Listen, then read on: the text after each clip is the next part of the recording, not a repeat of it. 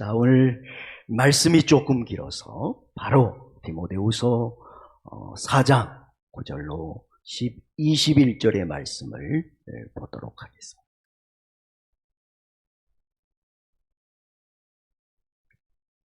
신약성경 347면 디모데후서 4장 9절로 21절의 말씀을 교독함으로 주께서 우리에게 이 시대를 살아가는 위로와 고통 속에 있는 우리를 향한 답의 말씀으로 우리가 듣도록 하겠습니다. 교독합니다. 너는 어서 속히 내게로 오라.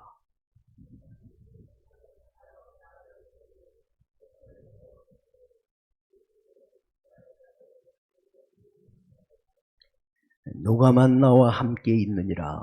내가 올 때에 마가를 데리고 오라. 그가 나의 일에 유익하니라. 내가 올 때에 내가 드로와 가보의 집에 둔 겉옷을 가지고 오고 또 최근 특별히 가죽 종이에 쓴 것을 가져오라.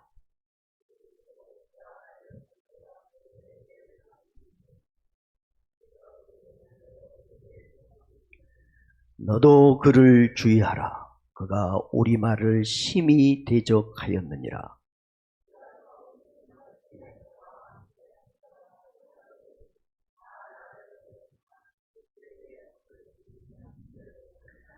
주께서 내 곁에 서서 나에게 힘을 주심은 나로 말미암아 선포된 말씀이 온전히 전파되어 모든 이방인이 듣게 하려 하심니 내가 사자의 입에서 건짐을 받았느니라.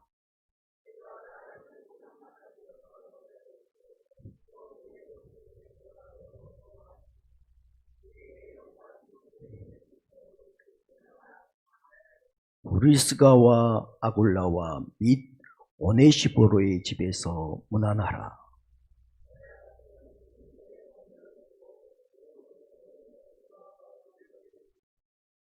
다 같이 봅니다. 너는 겨울 전에 어서 오라. 우블로와 부데와 리노와 글라우디아와 모든 형제가 다 내게 문안하느니라. 아멘. 할렐루야. 주의 은혜와 사랑이 오늘 여러분의 심령과 삶을 문안하길 주님의 이름으로 축복합니다. 우리 옆 사람 축복합니다. 힘겨운 인생에 승리하시고 힘내시라고 격려와 축복하겠습니다.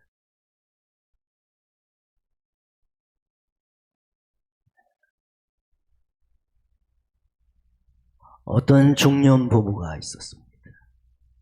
이 부부는 함께 있기만 하면 항상 다투는 부부였습니다. 서로 비난하고 서로 악한 말로 서로의 마음을 아프게 하는 부부였습니다. 너무 괴로워서 이제는 도저히 같이 살 수가 없어서 그래도 헤어지기 전에 부부가 좀 상담을 받고 싶어서 상담 전문 교수를 찾아가게 되었습니다. 교수님을 만나서 부부가 서로 얘기를 시작하는데 그 속에서도 서로 비난하기 시작합니다. 아내는 남편을 비난하고 남편은 아내를 서로 헐뜯고 비난하고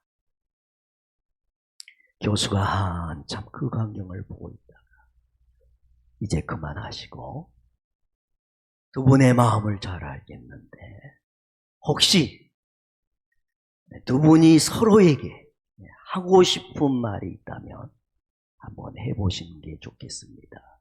그랬어요. 두 사람이 한참 고민을 하다가 남편이 먼저 입을 열었습니다. 내가 아내에게 꼭 듣고 싶은 얘기는 한마디. 여보, 그동안 참 수고했소. 라는 얘기입니다. 그동안 살아오면서 이 아내는 남편에게 한 번도 수고했다라는 말을 하지 않는 자신이라는 것을 그날 자기가 깨닫게 됐습니다. 그런데 놀라운 것은 남편이 상담 교수에 의해서 하라고 지시받아서 한 아내의 한마디, 여보 그동안 수고했어, 그 말을 듣는 순간 자기도 모르게 눈물이 쏟아지기 시작했어. 아내가 너무 당황했어. 이 한마디에 내 남편이 이렇게 웃습니다. 그리고 나는 그동안 이게 무슨 말이라고 한 번을 하지 못했을까 생각했어. 한참을 울고 난 다음에 아내에게 상담 교수가 또 얘기합니다. 당신은 남편에게 꼭 듣고 싶은 한마디가 있다면 그건 무슨 말입니까? 그랬더니 이 아내가 여보 사랑해라는 말을 듣고 싶었습니다.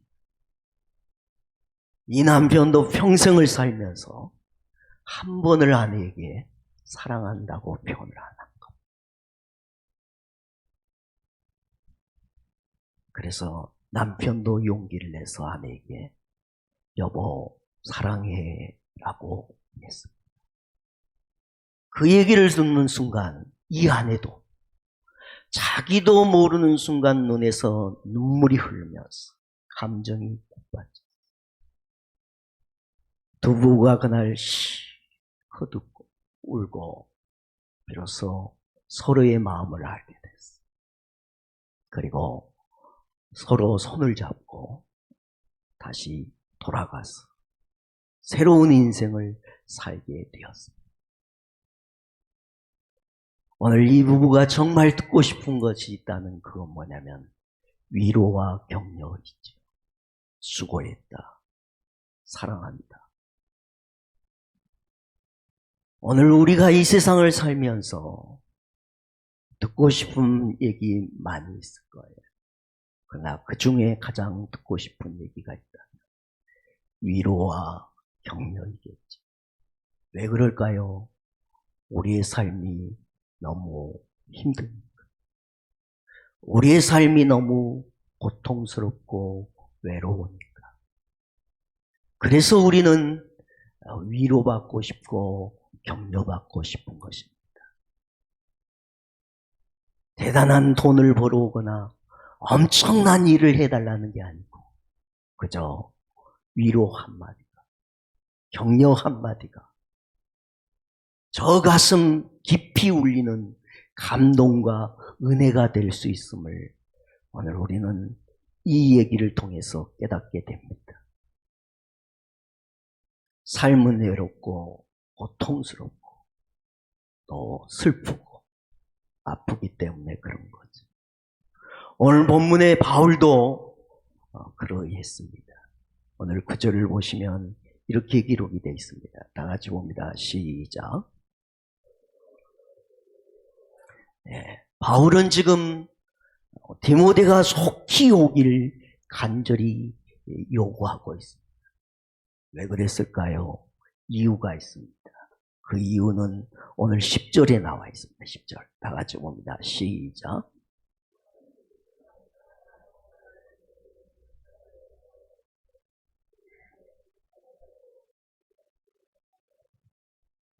예. 바울은 지금 너무 외로운 것입니다. 왜냐하면 대만은 세상을 사랑하여 자기를 버렸다는 말은 배신하고 떠났어요. 사람이 외로워질 때는 언제면 사랑하고 의지했던 사람이 배신하고 떠날 때인 것입니다. 그리고 오늘 보시면 계속해서 누구는 갔고 또 갔다라고 얘기합니다. 사랑하는 사람들이 떠나갔어요. 그래서 바울은 심히 외로웠습니다. 21절을 보면 겨울이 오기 전에 그랬습니다. 겨울. 여러분 오늘 갑자기 기온이 떨어지셨는데 몸이 추워지면 사람은 마음도 추워집니다. 오늘 이 겨울은 계절의 겨울이기도 합니다. 바울은 지금 어디 있냐면 로마 감옥에 있습니다. 차가운 감옥에 있는데 겨울바람이 불어온다. 얼마나 스산하고 얼마나 외롭겠어. 그런데 그 주위에는 사람이 없었어요. 다 떠나갔어. 그리고 이 겨울은 바울에게 있어 얼마 남지 않는 생의 겨울이기도 합니다. 바울은 곧 죽게 됩니다. 나이도 많이 들었습니다. 그러니까 추운 겨울, 또 마음의 겨울, 육신의 겨울, 삶의 겨울을 만났어. 그는 더 외롭고 쓸쓸함을 느꼈기에 두 번이나 걸쳐서 내게 와라 와라. 그냥 오는 게 아니고 속히 와다오. 뼈시리게 아프게 외로웠기 때문에 그런 것입니다. 또 오늘 14절을 보면 바울이 얼마나 힘든 상황에 빠져 있는가를 보게 됩니다. 14절 다 같이 봅니다.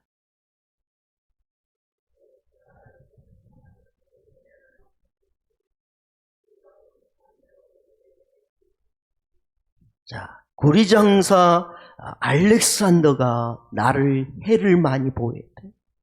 여기 해는 반대하고 저지하는 어려움을 계속 줬다는 것입니다. 바울에게. 바울은 지금 아까도 얘기했지만 감옥에 있고 또한 홀로 앉아 늙은 노구의 몸을 그 감옥에 의지하고 있고, 그런데 사람은 없는데 오늘 알렉산더는 이 바울을 공격한 거예요. 디모데 전서는 바울이 빌립보에 있었어요. 빌립보에서.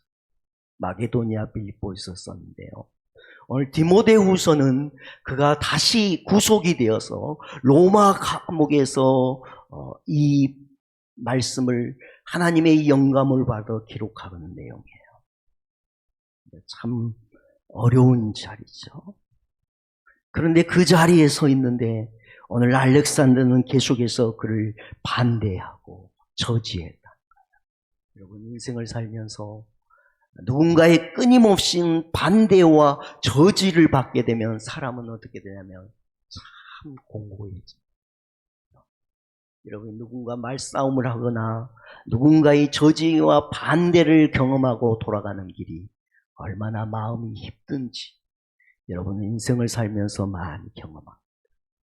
오늘 이 알렉산더가 어떻게 이를 괴롭혔는지 알 수는 없습니다. 또 그가 바울을 어렵게 하기에 감옥에 있을 때 사람들을 편을 만들어서 바울을 공격하는 내용인지도 모릅니다. 편가르기를 조장했는지도 모릅니다. 저급하게 바울을 괴롭힌 건 사실입니다. 그러니까 바울이 얼마나 위대한 사람인지 몰라요. 여러분, 훌륭한 복음의 사람인데 바울이 이렇게 얘기해요. 주께서 그 행한 대로 그에게 갚으시리라. 얼마나 마음에 맺힌 게 많으면 용서해 주세요가 아니라 하나님이 반드시 저를 행한 대로 갚으실 것입니다라고 얘기해요. 대단히 힘들었다는 것이죠. 15절에는 심지어 오늘 디모데와 그 주변의 사람들에게도 이렇게 글을 얘기하고 있는 것이죠. 15절을 다 같이 봅니다. 시작. 예, 너도 그를 주의해라. 이 사람은 우리 말을 심히 대적하는 대적자이다 라고 얘기한 거예요. 바울이 지금 굉장히 지금 힘이 든 상황.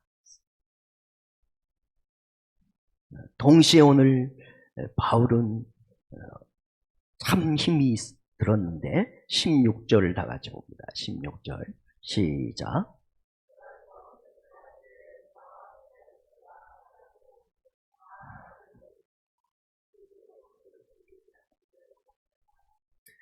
자, 바울이 얼마나 주의 종이지만 서럽게 힘이 들었는가를 그는 이렇게 표현해. 나와 함께한 자가 아무도 없었다. 그리고 심지어 다 나를 버렸다. 지금 자기의 상이 버림받은 상이라는 것이죠. 근데 그 뭐 앞에 보면 내가 처음 변명할 때 바울이 지금 억울하게 복음을 전하다가 감옥에 갇히고 재판을 받는 그 억울한 상을 만날 때 사람들은 그를 변호해 주거나 그에게 힘이 되어준 게 아니고 사람들이 다 떠나갔어. 자기들도 다칠까 봐. 우리는 인생을 살아가면서 제일 많이 경험한 거예요. 여러분이 잘 나가시거나 힘이 있을 때는 친구들이 있습니다. 그러나 여러분이 힘들어지시면 여러분 그 사람들이 떠나갑니다. 자기도 피해를 당할까 봐. 여러분을 위해서 변호해 주지 않습니다. 자기도 피해를 당할까 봐. 오늘 바울도 그랬습니다. 자기에게 시련이 올 때, 자기에게 지금 누군가의 변호와 누군가의 손을 내밀음이 필요할 때 아무도 그에게 그렇게 해주지 않았어. 그러니까 얼마나 마음에 담겨져 있으면 바울이 이렇게 표현했겠어. 내가 처음 변명할 때 나와 함께한 자가 하나도 없고 다 나를 버렸다. 다 버렸어. 여러분도 아마 그런 경험을 많이 하셨어요. 다 여러분을 떠나. 심지어 감옥에 있는데 그때 틈을 타서 알렉산더 같이 편을 갈라서 자기가 더 강해지고 싶은 사람들이 세상에는 얼마나 많은지 몰라요. 그죠? 직장 생활 속에. 여러분이 삐끗하는 순간 위로해 준 게 아니고 그 틈을 틈타 사람들을 조장했어. 아, 내게 기회가 왔구나. 이때 내가 부장이 돼야 되겠고. 그런 어려움들이 여러분에게 있을 겁니다. 17절에 보면 내가 사자의 입에서 건짐을 받았느냐. 얼마나 힘이 되었으면 사자의 입이라고 표현했겠어요. 고독하고 쓸쓸하고 외로움이 오늘 바울의 마음속에 묻어있는 것이죠. 차가운 감옥에서 얼마 안 있으면 죽어요. 오늘 바울이 이 성경을 기록할 때는 AD 67년. 바울이 언제 죽었냐면 AD 67년에서 68년 사이에 죽은 거예요. 나이도 들고 죽고 얼마 이제 자기가 살 수 없는 순교의 자리에 가게 된 거예요. 그는 직감적으로 다 알고 있는 것이죠. 그러니까 많이 힘든 거죠. 외롭고 참 마음속이 쓸쓸했어요. 그래서 빨리 오라고 얘기한 겁니다. 자, 우리는 인생을 살아가면서 이런 외로움과 아픔과 고통을 경험할 때 어떻게 해결하냐면 어떤 사람들은 이렇게 합니다. 어떻게 하냐면 자기에게 주어진 모든 시간을 일하는 데 씁니다. 아침에 일어나서 저녁에 잘 때까지 자기 몸을 힘들게 해서 일에 미쳐. 녹초가 될 때까지. 왜냐하면 그래야 잊을 수 있습니다. 이 땅에 많은 사람들이 그렇게 합니다. 내가 편해지면 외롭고 힘들고 고통스러운 일이 자꾸 생각이 나니까 몸을 어렵게 하는 것입니다. 계속 일함으로 그것을 잊고자 합니다.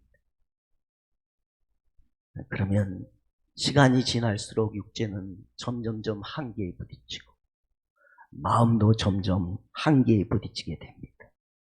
어떤 사람은 돈을 열심히 받는 이 외로움, 이 억울함, 이 고통을 내가 돈을 더 많이 벌어서 이겨내겠다. 어떤 사람은 돈을 막 씁니다. 그래서 여러분 외롭고 슬프고 고통스러우면 어떤 사람은 과소비를 막 합니다. 그래야 내 마음이 좀 위로를 받습니다.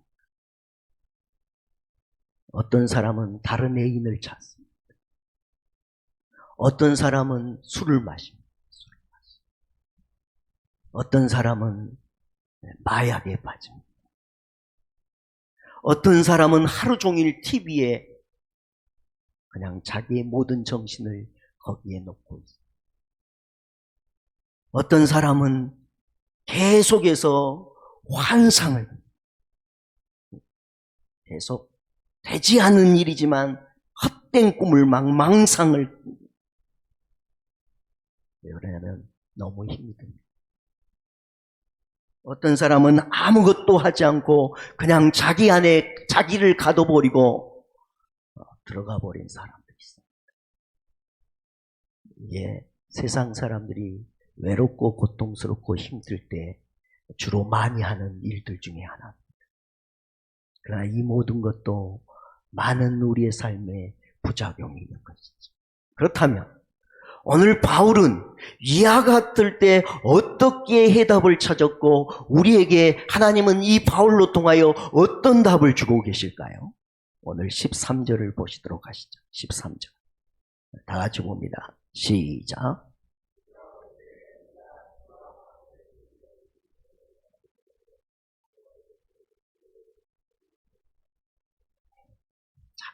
바울이 정말 대단한 건 그저 그렇게 우울하게 앉아있지 않았다는 거예요. 아이고, 내 불쌍한 인생이네. 내 신생아 참 덧없네. 내가 인생을 어떻게 살았으면 내가 이렇게 나이 들어서 감옥에서 죽을까? 그렇게 한탄하고 인생을 허비하지 않았어. 반대로 내가 지금 30년의 세월을 하나님을 위하여 살았는데 하나님이여 내가 오늘 마지막에 보상이 이겁니까? 로마라는 거대한 세력 앞에 복음을 전하기에 나의 모든 열정과 청춘을 들였는데 하나님 이게 보상입니까?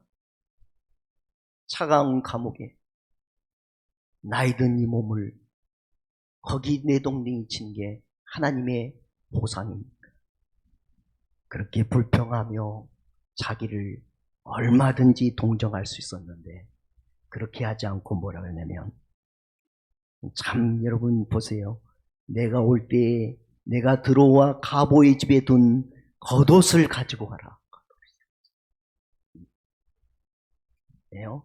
그는 지금 감옥의 짠 바닥 속에 있습니다. 겨울도 오고요. 그러니까 그는 최악의 순간에도 뭐냐면 자기 몸을 돌보는 거예요. 자기 몸을. 두툼한 외투를 가져왔어. 절망하지 않고 끝까지 자기 몸을 보호하는 거예요. 겉옷을 가져와서 내 몸을 따뜻하게 하고 내 마음을 따뜻하게 하고자 했다는 거예요. 왜 이게 중요하냐면 많은 사람들이 외롭거나 고통스럽거나 힘들거나 어떤 것들을 경험하게 되면 어떻게 하냐면 자기를 잘 돌보지 않습니다. 식음을 전폐하든지 육신을 저 밑바닥에 던져버려요. 그래서 자기 몸과 마음을 돌보는 것을 잘하지 않습니다. 그런데 바울은 그 순간에도 자기 몸을 돌보고 있습니다. 늙은 몸입니다. 차가운 감옥에 갇힌 몸입니다. 언제 죽을지 모르는 인생입니다. 그래도 끝까지 바울은 자기 몸을 챙기고 그 속에서 돌보고 행복하고자 했다는 겁니다. 바울은 여러분 밖에 나와서 복음 전하는 것을 위해 평생을 삽니다. 1차, 2차, 3차 전도회를 영위하면서 세계를 휘젓고 다니는 굉장히 활동적인 사람입니다. 그런데 노년에 그것도 한 번이 아니고 몇 번에 걸쳐 감옥에 들어갔는데 나이가 든 인생의 겨울 또 세상의 겨울 이제 얼마 남지 않은 순교의 자리에 들어가는 그 겨울에도 자기가 지금 갇혀 있는 거예요. 하고 싶은 걸 할 수가 없어요. 그러나 그는 좌절하지 않았어요. 뭘 했냐면 야 네가 올 때 가죽 책을 좀 가지고 와라. 왜 책 가지고 오라 그랬을까요? 거기서도 책을 보며 마지막 순간에도 자기의 믿음을 관리하고 자기의 마음을 관리하기를 위하여 그 감옥에서 그는 책을 읽고자 했다는 거예요. 얼마나 바울이 훌륭합니까? 하나님의 뜻이라면 어쩔 수 없잖아요. 내가 감옥에 있는 것이 어쩔 수 없다면 하나님, 내가 그 안에서도 좀 풍성하고 싶습니다. 육신도 따뜻하게 하고 마음도 따뜻하게 하기에 책을 가져와 읽은 것이죠. 저는 오늘 여러분에게 하나님의 음성이 좀 들려졌으면 좋겠습니다. 우리도 많이 힘이 들지만 지금 그 최악의 순간에도 여러분 그 지금이 가장 복 있는 시간으로 생각하고 믿음의 복된, 인생의 복된, 몸의 복된 시간을 보내기를 주님의 이름으로 축복합니다. 예, 그랬으면 좋겠어요. 그래서 우리가 인생을 지난 다음에 후회밖에 남는 인생이 아니라 지금 여러분이 어느 곳에 있든지 오늘이라는 이 시간을 추억으로 아름답게 만들었어요. 되돌아보시면 매 순간 그래도 내 인생에 참으로 아름다운 믿음의 추억, 인생의 추억이 있었다고 노래할 수 있는 멋진 주님의 이루자들이 되기를 축복합니다. 예, 꼭 그러셨으면 좋겠습니다. 바울이 그렇게 했습니다. 그 감옥에서도 추억을 만들고 있는 겁니다. 책을 읽으면서. 바울은 지금 이 슬픔과 외로움 속에 그가 자기가 지금 얼마나 힘든다는 것을 말하고 있지만 결국 그가 그것을 과장하여 어떤 사람들에게 동정을 받고 싶어서 이렇게 하는 건 아닙니다. 자, 여러분 우리가 어떤 일을 만나면 내가 너무 어렵다. 내가 너무 고통스럽다. 나는 다 끝났어. 내 인생 전체는 다 엉망이야. 라고 사람들은 그렇게 얘기해요. 우리 주로 그렇게 다 그럽니다. 다 틀렸어. 사람들은 과장되기. 그런데 이게 자기를 더 비참하게 합니다. 아닌 것도 있는데 다 그렇다고 하면 내 인생이 계속해서 그렇게 반복하여 생각하면 내 인생이 바닥을 친다. 마음이 바닥을 쳐. 바울은 그렇게 하지 않았다. 그렇게 하지 말라는 거예요. 또 하나는 지금 이 외로움과 고통과 아픔을 어떤 누구를 향하여 오늘 거론은 하고 있지만 바울의 진짜 마음은 뭐냐면 16절이에요. 16절 다 같이 봅니다. 시작.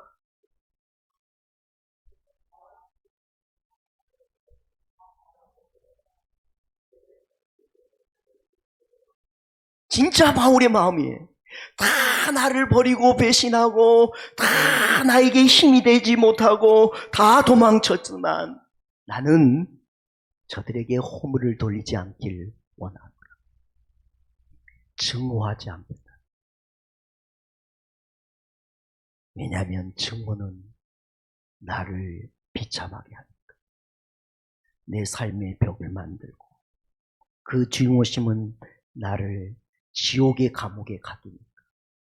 바울은 그렇게 하지 않겠다. 여러분, 절대로 증오로 자기에게 주어진 소중한 시간, 소중한 삶, 소중한 당신의 감정을 허비하지 않길 바랍니다. 하나님 오늘 우리에게 위로하시면서 내가 인생을 살면 외로움도 괴로움도 때로는 배신도 아픔도 겪지만 인생은 그런 거야. 그렇지만 힘이 들겠지만 증오로 너를 아프게 하지 마. 증오로 내게 주어진 지금이라는 가장 금같은 시간을 허비하지 마. 증오로 네 마음에 가장 소중한 아름다운 네 마음을 감정을 허비하지 마. 라고 주님은 바울로 통하여 우리에게 보여주신 겁니다. 보여주신 거예요. 그뿐만 아니라 오늘 바울은 이렇게 얘기합니다. 자, 오늘 17절 다 같이 봅니다. 시작.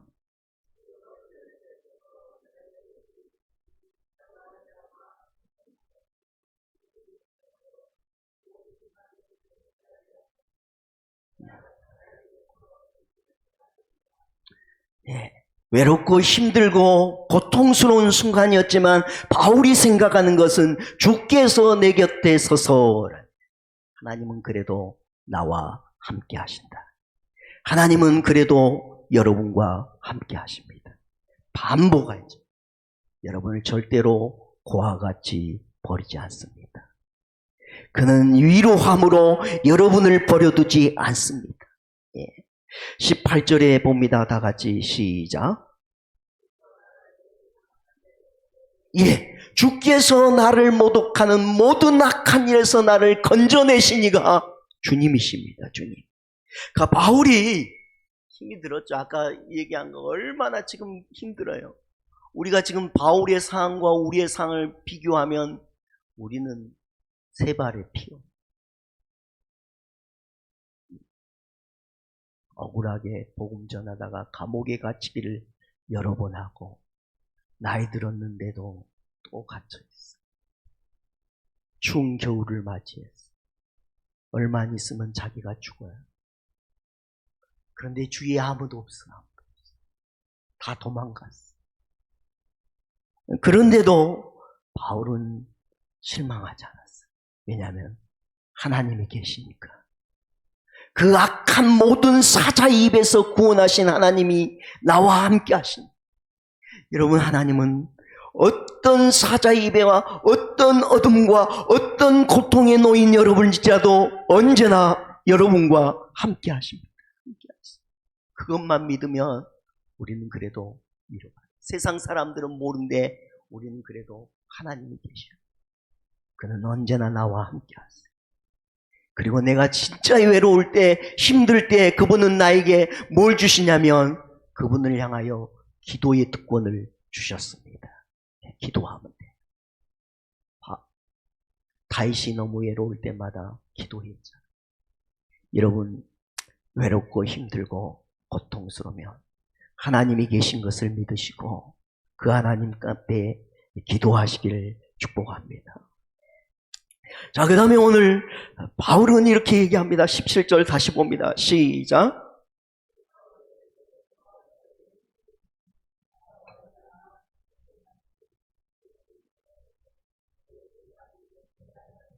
자, 지금 바울은 계속 반복하지만 억울하게 감옥에 가 있어요.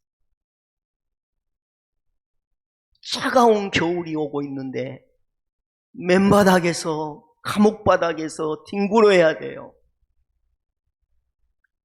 밖에서는 바울의 반대편을 만들어서 바울이 다음에 나와도 절대로 협력하지 못하도록 사람들을 편을 가르는 일을 오늘 구레네 사람이 한 거예요. 여러분, 남아있는 사람이 없었어요. 그런데 바울은 뭐라고 얘기하냐면 전도의 말씀이 온 세상에 전파되어 이방인을 모하려고 한다고요. 이것마저도 복음으로 살겠다. 영혼을 살리는 일로 내가 마지막 기회가 된다면 내가 그 일을 위하여 힘쓰겠다고 말씀하신 거예요. 여러분, 위로가 될는지 안 될는지 모르겠지만 그래도 주의 말씀이니까 여러분, 바울처럼 심히 애롭고 아프고 고통스럽더라도 더 좋은 일을 하시기 바랍니다. 더 복되고 더 가치 있는 일을 꿈꾸고 행하시기를 바랍니다. 왜냐하면 당신은 너무 소중한 사람이니까. 하나님의 선물이고 하나님의 축복이고 하나님의 사랑입니다. 무엇보다도 열심히 자기의 삶을 사랑하며 하나님을 사랑하고 이웃을 사랑하며 살아가길 바랍니다. 우리가 너무도 잘 아는 얘기 하나 흘러간 것이 있다면 흘러간 대로 두세요. 오늘 찬양도 하셨는데 세상 노래도 있잖아요. 지나간 것은 지나간 대로. 우리가 인생을 살면서요, 실수하거나 실패하지 않는 사람이 누가 있겠어? 우린 다 실수하고 실패하며 인생을 걸어왔어. 너무 지나간 그 실수와 실패 때문에 그걸 부여잡고 너무 자기 인생을 허비하지 마세요. 지나간 대로 두세요. 제가 우리 교회 성도들이 다 나이를 먹어가고 또 갱년기를 맞이하니까 꼭 얘기를 해드려요. 여러분, 옛날보다 여러분에게 누군가가 예쁘다, 멋있다, 젊다라는 얘기를 많이 안 해줄 거예요. 젊음은 지나갔어. 다시 돌릴 수가 없어요. 그 젊음도 지나간 대로 그냥 두세요. 여러분, 심리학자 융은 우리의 중년기를 뭐라고 그러냐면 자기 삶의 실현의 시기라. 왜냐면 내가 진짜 나담의 삶을 언제 사냐면 중년이 되어서 산대. 저 얘기가 아니라 융의 얘기예요. 폐경이죠. 여자분들은 나이를 들면 폐경이 와요. 우리 교회도 다 때가 오고 있고 이미 맞이하신 분들인데요. 자, 이게 뭐냐면 끝난 게 아니고 지금까지는 네 인생이 어머니로 삶을 살았어요. 아이들을 낳고 젖을 먹이고 키워야 되니까 하나님이 여성성을 주신 거예요. 애들 키워야 되니까. 그런데 폐경이 오면은 이제부터는 뭐냐면 네 인생을 살아라 뜻이대. 동의가 전혀 안 될 수도 있어요. 동의가 안 될 줄 알지만 그래도 저도 들은 얘기, 지금 들은 풍어를 읽고 있습니다. 그렇대.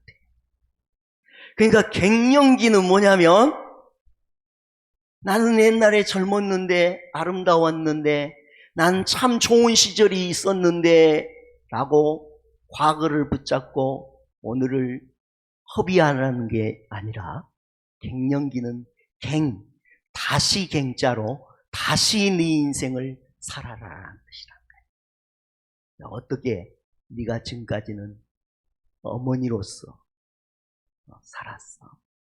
그러나 이제 오늘부터는 네가 하고 싶은 일, 네가 그동안 해보고 싶은 그 일을 하며 살아라고 하나님이 우리에게 새로운 기회를 준 시기를 여러분은 지금 만나고 있습니다. 감동이 안 되겠지만. 그래서요, 여자분들이 이제 갱년기가 오면 육체가 변해. 뼈가 굵어지고 목소리 톤이 막 높아지고 뜻하지 않는 막 힘이 생겨요. 왜 그랬을까요? 그동안은 얘 기운이라고 제대로 못 살았는데 내가 뼈도 좀 더 힘도 더 줄 테니까 이제는 네 인생 사라고 하나님이 주신 시간이래요. 그러니까 갱년기에 절대 좌절하지 마세요. 예, 우리 남자분들도 갱년기가 와요.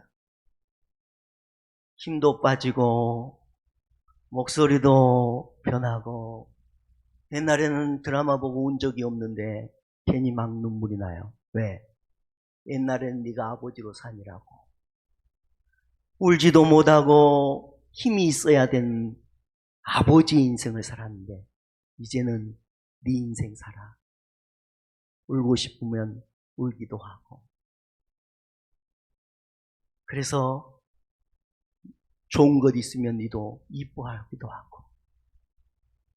음식도 네가 옛날에는 못 만들었지만 만들어도 먹어보고. 네가 하고 싶은 것 하라고 하나님이 우리에게 지금 기회를 새롭게 주신 때가 갱년기라는 것을 믿으시기를 축복합니다. 그러니까 지금 만나는 그 외로움, 괴로움, 그것이 육신이든 그것이 삶이든 그것이 마음이든 그것 만나서 벽 쌓지 말고 불평하지 말고 지금 아름답게 하나님을 의지하며 인생을 살아가기를 축복합니다.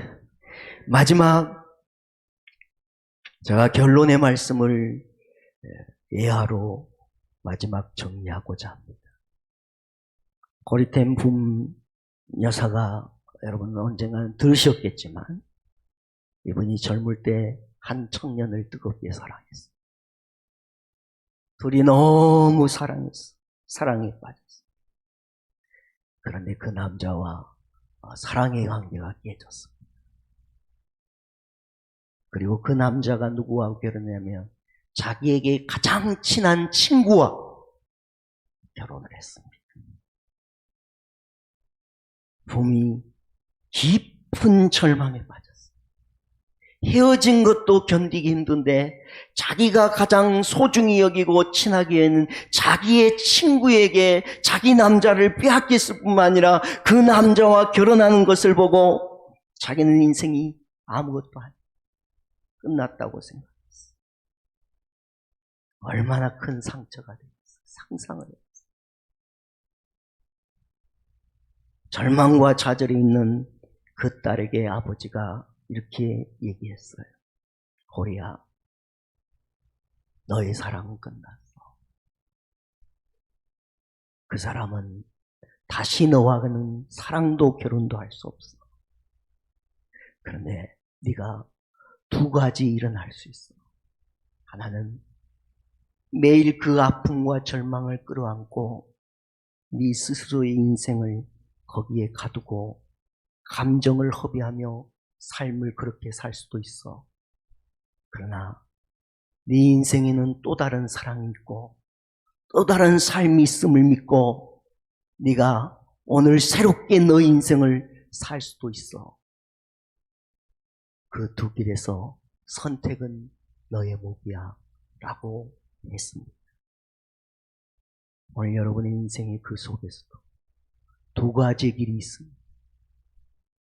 하나님은 그 두 가지 중에 여러분이 무엇을 선택하길 원하는지 오늘 말씀해 주셨고 여러분이 오늘 그 음성을 듣고 남은 인생을 정말 복되게 살아갔으면 좋겠습니다. 오늘 주신 말씀 기억하고 우리 찬양하도록 합시다.